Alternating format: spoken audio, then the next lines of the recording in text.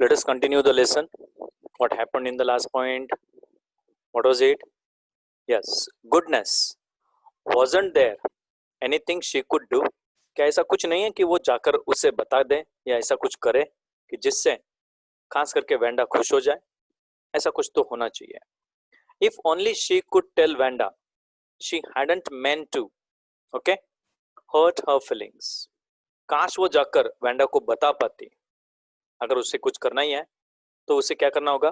काश वो जाकर वेंडा को बता पाती कि वो जो कुछ कर रही थी उसका कोई इंटेंशन उसके फीलिंग्स को हर्ट करने का नहीं था. She didn't mean to okay hurt her feelings. She turned around and stole a glance at Peggy. यार स्टोल क्यों डाला हुआ है? एकदम खास करके शार्प विजन में देखने की कोशिश करना, चुपके से थोड़ा सा डर के मारे देखना उसको, तब हम जाकर stole a glance, look secretly you can say. सादे शब्दों में अगर उसका उपयोग करना है तो stole a glance means to look secretly. Yes, ऐसी तिरछी नजर से देखना कि उसका रिएक्शन कैसा है. हम बहुत बार देखते हैं जब खास करके झगड़ा करते हैं तो उस वक्त हम कॉन्सेंट्रेशन से देखते हैं, लेकिन ऐसा कॉन्सेंट्रेशन जो सीक्रेट होता है, पता ना चले सामने वाले को कि मैं देख रहा हूं ऐसा. But Peggy did not look up. लेकिन उस वक्त पेगी ने बिल्कुल ऊपर नहीं देखा. कोई शायद उसके अंदर जो फीलिंग्स है जगी है कि नहीं ये क्लियर नहीं था. अब उसे कोई फर्क नहीं पड़ रहा था. ऐसा किसे पता चलता है? She seem to be studying hard. वो इस वक्त खास करके कुछ चीज को ध्यान से पढ़ रहे थे जो उनका यस स्टडी का पीरियड था. इसलिए कुछ चीज को वो या किसी बुक को वो ध्यान से, बहुत ध्यान से, कंसंट्रेशन से पढ़ रहे थे. Well, whether Peggy felt badly or not, she, Maddie, had to do something. भले ही वे पेगी को इस बात का बुरा लगा हो या ना लगा हो, मुझे उससे कोई मतलब नहीं है. शायद उसे बुरा लगा भी होगा या नहीं भी लगा, कोई फर्क नहीं पड़ता है, जाने तो ऐसे बहुत आते हैं बहुत जाते हैं. ऐसा करके उसने शायद टाल दिया होगा. लेकिन मैडी एक बात पर गौर करती है. कौन सी? उसे खुद को कुछ तो करना पड़ेगा. उसे खुद को जाकर एक बार माफी तो मांगनी चाहिए, क्योंकि उसने हर्ट तो किया था. भले उसका इंटेंशन नहीं था, लेकिन हर्ट तो हुई थी वो मैडी के स्वभाव को लेकर. And therefore she had to find Wanda Petronski. और इसलिए उसे जाकर वैंडा पेट्रोन्स्की को ढूंढना जरूरी था. May be she had not yet mood away. हो सकता है, शायद से. ओके, मे और माइट में फर्क ये भी बता देता हूं. मे तब यूज करना जब आप पॉसिबिलिटी को बहुत ज्यादा इंडिकेट करना चाहते हैं, बहुत ज्यादा पॉसिबिलिटी होती है, तब मे का उपयोग करते हैं. इसलिए हम क्लासरूम के अंदर घुसते वक्त मे का उपयोग करते हैं. मे आई कम इन सर, पॉसिबिलिटी बहुत ज्यादा है अंदर घुसने की. अगर माइट बोल दिया आपने गलती से और सर ने क्लियर बोल दिया no, not at all, stay outside, तो समझ लेना आपकी पॉसिबिलिटी बहुत कम थी. तो ऐसे यूज करना सीख जाना. Might I come in sir, तो आपको पता है कि डांटने तो वाले हैं या मुझे बाहर ही रखने वाले हैं, इसलिए बेहतर है कि माइट ही बोल देता हूं मैं. लेकिन वो ऑड लगता है बोलते वक्त. ओके, क्योंकि वो पास्ट के फॉर्म का जैसा ऑड टाइप का उपयोग हो रहा हो, इसलिए ऐसा लगता है, लेकिन है नहीं एक्चुअली में. है तो पास्ट टेंस में का माइट, लेकिन वो कम पॉसिबिलिटी बताता है. तो ये गलती मत करना. दिमाग में ये जो घुसा घुसा हुआ है ना, सर मैं तो इतना सा शब्द, इसलिए ऐसा नहीं लगता कि छोटा सा पॉसिबिलिटी होगा. और माइट देखो सर बड़ा वर्ड है, इसलिए वो बड़ा पॉसिबिलिटी होगा. ऐसा कुछ नहीं होता है. ओके, भयंकर चीजें मत सोचा करो यार. May be she had not yet mood away. वो ये भी सोचती है कि शायद से ज्यादा पॉसिबिलिटी है कि अभी तक वो शहर छोड़ के गई नहीं होगी, शायद अभी भी अपने घर पे होगी. May be Peggy would climb the Heights with her. हो सकता है वो अगर पेगी को अपने साथ ले जाती है तो वो okay climb the Heights with her. Climb the Heights year indicate क्या करता है? वो जो माउंटेन के क्लिप्स हैं, जहां पर उस माउंटेन के बोगिन्स हाइट्स का जो रीजन है, वहां पर वो शायद उसके साथ आए और आने के बाद वहां पर उस वैंडा को ढूंढने की कोशिश करें, जिसके लिए उन्हें बहुत गिल्टी फील हो रहा था, खास करके यस मैडी को. And they would tell Wanda she had won the contest. और वो जाकर कॉन्टेस्ट भी बोल सकते हैं इंडियन लेवल पर, contest the exact pronunciations. Okay, and they would tell Vanda she had won the contest. और वो जाकर ये बता सके वेंडा को कि वो इस कंटेस्ट में जीत चुकी है. And that they thought she was smart and the 100 dresses were really beautiful. और वो ये भी बता सके अब वो उसके बारे में क्या सोचते हैं. यस, कि वो कोई साधारण सी लड़की नहीं है, वो भी बाकी जन की तरह स्मार्ट है और सही में उसके 100 ड्रेसेस सही मायने में बहुत खूबसूरत थे. बस फर्क इतना था कि ये मटेरियलिस्टिक क्लोथ्स के फॉर्म में नहीं थे बल्कि पेंटिंग्स के फॉर्म में थे तो मटेरियलिस्टिक लेकिन पेंटिंग के फॉर्म में. There are some oral comprehension questions. What did, ध्यान देना, मिस्टर पेट्रोन्स्कीज लेटर से, पापा का लेटर है ये, इसलिए मिस्टर यहाँ पर यूज किया गया है. सो बी वेरी केयरफुल. सेकंड, वो लेटर ऊपर दिया हुआ है, आप ध्यान से पढ़ लेना उसको. Is Miss Mason angry with the class? Obviously. That's why she has given a very powerful suggestion to the class and has advised the class not to do such kind of or funny type of things in the classroom. Or is she unhappy and upset? शायद unhappy और upset भी हो सकती है. ज़्यादा बेहतर होगी वो गुस्सा नहीं कर रही थी, गुस्से से ज़्यादा वो खुश नहीं थी क्लास से और थोड़ा upset भी थी क्योंकि बच्चों ने जो किया था वो बहुत गलत था. तो ज़्यादा बेहतर होगा कि गुस्से के बदले में आप सेकंड वाला चॉइस करो. That will be far better, 100% is better. She was angry with the class but along with the angriness she is trying to avoid the angriness. ऐसा लिखकर आप आंसर को पलट सकते हो. She felt angry, she was annoyed with the methods of the classroom but as compared to her angriness or her annoying conditions, she tried to suppress her anger and is quite unhappy and upset because she gave the complete details to the students that, or she suggested the students that there may not be a student in the classroom who would be doing such kind of things, especially related to the name or any such kind of unfamiliar things. So she warned the class not to do such kind of things. ये आप खुद के शब्दों में add करके लिख सकते हो. How does Maddie feel after listening to the note from Vanda's father? Vanda के पापा का ये लेटर सुनने के बाद मैडी को बहुत गिल्टी फील हुआ था. अंदर ही अंदर वो, भले ही वो स्टडी का पीरियड था, वो लिख रही थी, अपना वर्क कंप्लीट करने की कोशिश कर रही थी, लेकिन वो कंसंट्रेशन में बिल्कुल नहीं जा पा रही थी. She was losing her concentration. She was not that much comfortable at that time. And the last question, और वही चीजें ऐड कर सकते हैं आप कि उसे क्या क्या फील हुआ, क्या करना चाहिए, जाकर माफी मांग लेनी चाहिए, उसका इंटेंशन हर्ट करने का नहीं था लेकिन पेगी की वजह से ये सब कुछ हो रहा था, ऐसा जाकर बयां करके एक बार माफी मांग ले. What does Maddie want to do? ये भी आंसर एकदम सिंपल एंड सोबर है. लास्ट पैराग्राफ आप देख सकते हैं ऊपर का, उसमें एकदम क्रिस्टल क्लियर सब डिटेल्स दी हुई है. Clear? If you feel that you are unable to answer these questions, please consult me for the matter. Sir, I am not able to write the following answer. Dress बहुत अच्छे, खूबसूरत है, चारों के चारों. ठीक है, अब आगे होता क्या है, आखिर वो गए कि नहीं गए, वो चेक कर लेते हैं.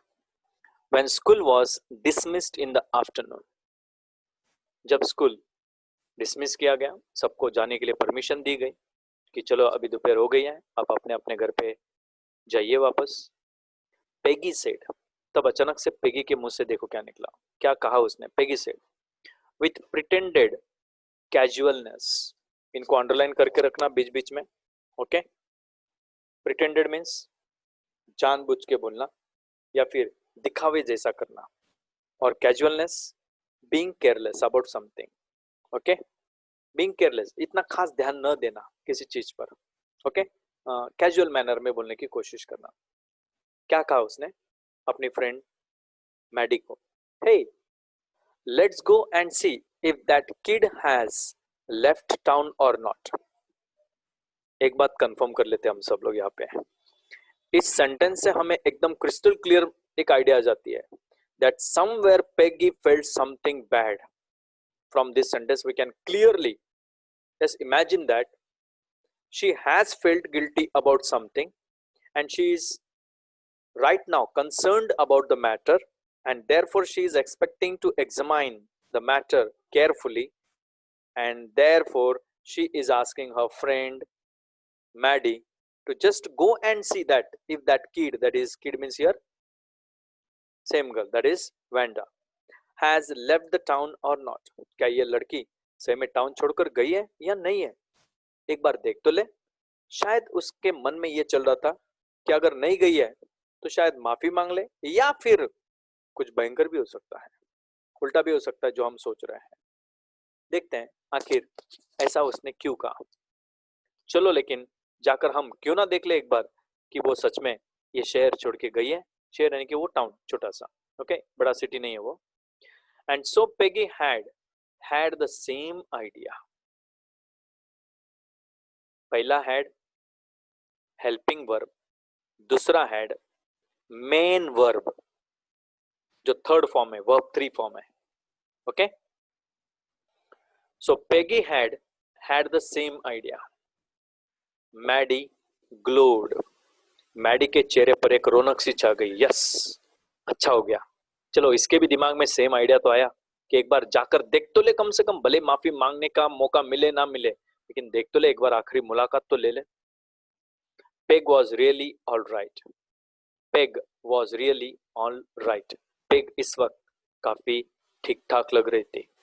उसके मन में ऐसा कोई विचार नहीं चल रहा होगा, शायद ऐसा मैडी को लग रहा था कि शायद अब वो थोड़ा सा गिल्टी फील कर रही है। The two girls hurried out of the building, तुरंत उन्होंने स्कूल के कैंपस की बिल्डिंग को फटाफट छोड़कर बाहर निकल पड़ी।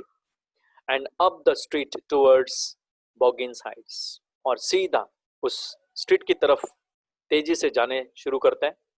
खास करके जो हिस्सा, जो स्ट्रीट बॉगिन्स हाइट्स की तरफ उन्हें ले जाता है, उस रास्ते से वो तेजी से आगे बढ़ते जा रहे थे। द पार्ट ऑफ टाउन, और वो बॉगिन्स हाइट्स का हिस्सा कैसा हिस्सा है उस टाउन का? The part of town that wore such a forbidding air on this kind of a November afternoon, drizzly, damp and dismal. ये बॉगिन्स हाइट्स का जो एरिया है, ये उस टाउन का हिस्सा है, या वो टाउन का ऐसा हिस्सा है दैट वोर, वोर वियर, ओके, पास्ट टेंस है वोर, सच अ फॉरबिडिंग, और ऐसा, okay, forbidding, forbidding means here very bad, very congested type of a area, okay, that is called as forbidding air on this kind of a November afternoon। खास करके एकदम गंदगी भरा जैसा लगेगा नवंबर के उस दोपहर को, खास करके अगर उस दौरान जब बारिश और ये सब कुछ होता है तो बहुत भीड़ भाड़ के जैसा लगता है। और drizzly with rain coming little bit in a very yes small form और in a very lower form, एक तो मॉडरेट होगा, एक तो एकदम यस लोअर टाइप के फॉर्म में हल्की सी बारिश की बूंदें गिरती रहती हैं।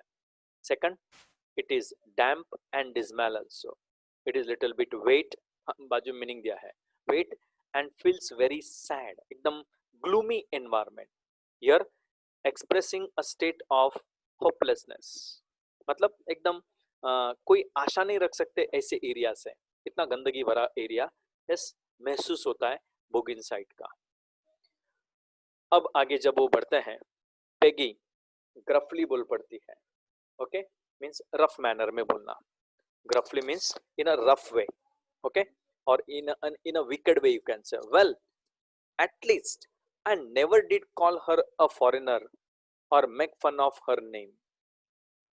पेगी देखो अपने बात को छुपाने के लिए रफ मैनर में क्या बोलती है, चलो ठीक है, कम से कम मैंने उसे कोई फॉरेनर तो नहीं बोला ना, कि तुम लोग तो बाहर के देश के आए हुए लोग हो, हमारे कंट्री के हो ही नहीं, किसी और कंट्री से तुम माइग्रेट होकर हमारे कंट्री में आए हो, मैंने कभी उसको कम से कम फॉरेनर तो नहीं बोला ना। और make fun of her name, या कम से कम उसके नाम को लेकर बहुत ज्यादा यस चिढ़ाया तो नहीं उसको, मतलब इतना भयंकर डिस्क्रिमिनेटरी एक्टिविटी तो नहीं किया मैंने, ऐसा वो अपने आप को दिलासा देने के लिए कहती है। एक्चुअली वो सब कुछ कर चुकी थी, लगभग वो उसके नाम को भी और उसके यस खास करके इस तरह के बाहर के देश से आए हुए व्यक्ति को ध्यान में रखकर चिढ़ाना, ये उसे पता तो था नाम तो भयंकर है, ये झूठ बोलती है, ऐसा उसे लगता था। और इसको लेकर काना का उसके मन में नाम को लेकर या एज अ फॉरेनर मन में कोई द्वेष तो था, बस वो साफ साफ शब्दों में नजर नहीं आया। But she had a little bit feeling of discriminatory activity, though she has not uttered a single word related to being her foreigner or related to her name. Clear? साफ साफ ऊपर भी हमने देखा है पूरे लेसन में कि उसने नाम को लेकर जानबूझ के कभी कुछ चुड़ाया नहीं उसे, या उसके फॉरेनर होने का कभी उसको यस एहसास नहीं कराया। और वो ये दिलासा देने के लिए मनी मन रफ मैनर में ऐसे दिखाना चाहती है मैडी को बता के कि चलो मैंने कुछ बहुत बड़ा गुनाह तो नहीं किया ना, एकदम खराब तो नहीं किया ना, सब आरोप मेरी वजह से तो नहीं है ना कि वो छोड़ के गई, ऐसा वो अपने आप को दिलासा देना चाहती है।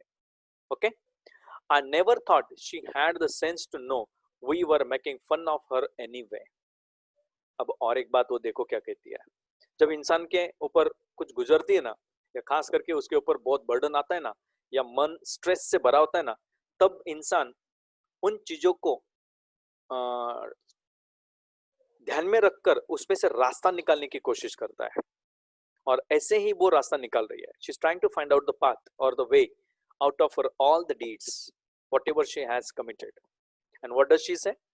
चलो, उसने कभी अपने दिमाग में ये नहीं सोचा कि उसकी फ्रेंड्स हैं, उसकी फ्रेंड्स होने के नाते उसका थोड़ा बहुत मजाक उड़ा लिया, लेकिन उसको कभी इतना अकल दिया ही नहीं था शायद भगवान ने कि उसे ये समझ में आए कि उसके दोस्त उसके साथ थोड़ा बहुत हल्का फुल्का मजाक कर लेते तो उसमें बुरा मानने जैसा क्या था। ऐसा भी वो अपने आप को दिलासा देती है। She is trying to yes make herself comfortable by trying to blame all the things to Wanda only. Wanda के ऊपर ही ये सब आरोप लगा रही है वो कि वैंडा की गलती थी, वो उसे कम से कम इतनी अकल तो होनी चाहिए थी कि उसके साथ थोड़ा बहुत मजाक उसके दोस्तों ने कर लिया तो उसमें कौन सी बुरी बात थी, ऐसा वो चाहती थी, पेगी चाहती थी। The next, I thought she was too dumb. मुझे लगता है कि वो बहुत ही ज्यादा डम नेचर की थी, कभी बोलती ही नहीं थी, बोलने का प्रयास करना चाहिए था, उसको डेयरिंग होनी चाहिए थी, कभी तो जवाब देती, अगर बेचारी उस वक्त जवाब दे देती तो ये झगड़े पे उतर आती। और ये सब शायद वो इस वक्त नहीं कहती, अगर उसने डमनेस को इस बाजू रखकर अगर सीधा सीधा जवाब दे दिया होता उस वक्त वेंडा ने, तो शायद अब उसे डम कहने की नौबत नहीं आती। एंड गी, look how she can draw. And गी, here गी means an exclamatory word. Actually it is a word used to show only the kind of an expression, and see like that, and see the magic. Look how she can draw. और ये सब कुछ होने के बाद वो कैसे ये सब कुछ ड्रॉ कर सकती है, इतना सब कुछ, उसे अकल तो होना चाहिए था, ये सब बातों के लिए अकल होनी चाहिए थी, बोलना चाहिए था, लेकिन ये सब नहीं है उसके पास, लेकिन ड्राइंग्स तो अच्छी निकालती थी, मतलब उसको अकल तो थी थोड़ी बहुत। Look how she can draw. फिर उसे, जैसे हम कभी कभी बोलते हैं ना, खाना कैसे आता है तुझे, स्टडी नहीं आता है, हाँ, बाहर कुछ काम दिया तो वो नहीं आता है, खाने को कैसे फटाक से बैठ जाता है, ये एग्जैक्ट कंसेप्ट यहाँ पर मैं बताने की कोशिश कर रहा हूँ। यही चीज उसने भी बोली है। एंड गी, and look and see, okay, how she can draw. देखो तो सही, उसको ड्राइंग तो अच्छी आती है, लेकिन ये कैसे हो सकता है फिर। Here we end the session, okay, and we'll continue the remaining part of the story in the next session. All of you take a leave. Bye all of you.